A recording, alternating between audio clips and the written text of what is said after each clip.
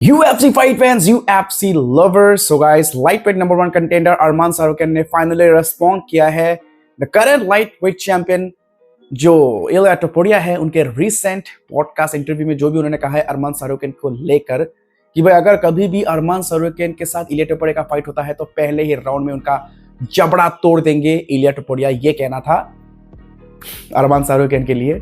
लेकिन अब रिसेंटली जब अरमान सारुकन आए एरियल हवानी के शो पे जहां पे इलिया टोपुरिया ने ये सब बोला था, तो भाई अरमान सारुकन का ये कहना है कि भाई अगर तुम्हें इतना ही कॉन्फिडेंट है, तुम अगर इतने सुपर कॉन्फिडेंट हो कि तुम पहले राउंड में ही मेरा जबड़ा तोड़ सकते हो, मुझे फिनिश कर सकते हो, तो फिर फाइट एक्सेप्ट क्यों नहीं करते, क्यों मुझे डक कर रहे हो, फाइट को एक्सेप्ट करो।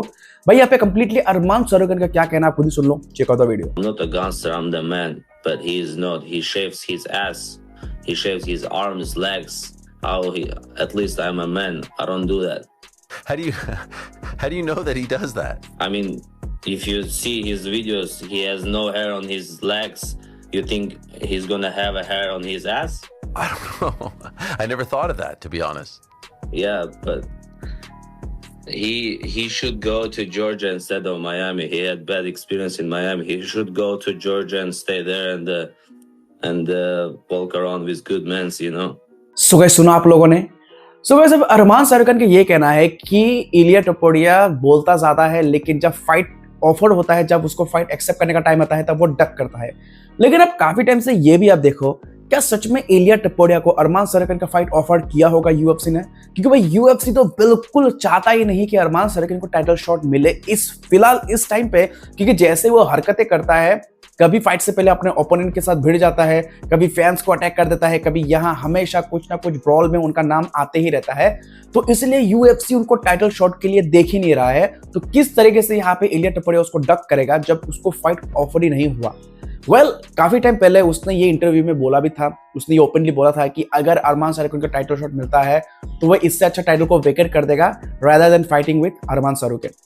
सो देखो, अगर यहाँ पे टाइटल अब फिलहाल की चैंपियन है इलिया टोपुरिया एंड अगर उसको टाइटल डिफेंड करना ही पड़ेगा, अगर उसको ऑफर देता है, यूएफसी उसको ऑफर करता है, अगर उसको अच्छे पैसे वगैरह मिलता है, तो भाई वो क्यों फाइट को एक्सेप्ट नहीं करेगा?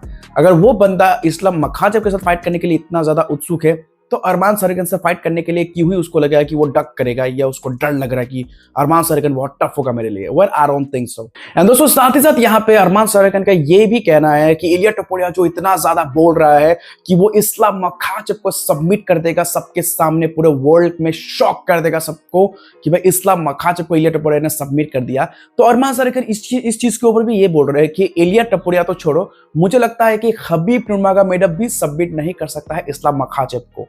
मतलब सीधा सीधा ये कहना है कि अरमान सारुकन का कि अगर खबीब नुरमगोमेडोव भी सबमिट नहीं कर पाएगा इस्लाम मखाचेव को तो तुम क्या ही कर लोगे?